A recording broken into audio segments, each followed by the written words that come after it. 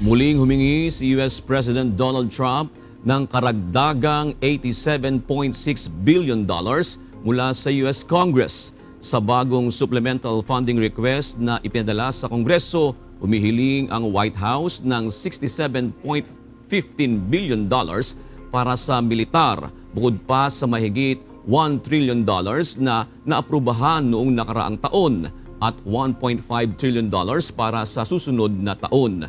Ang pondo ay gagamitin para sa operasyon sa Iran War, kabilang ang gastos para sa mga tauhan, readiness, replenishment ng armas at classified programs. Agad namang sinalubong ng pagtutol ang supplemental request mula sa mga Democrat at maging Republican lawmakers.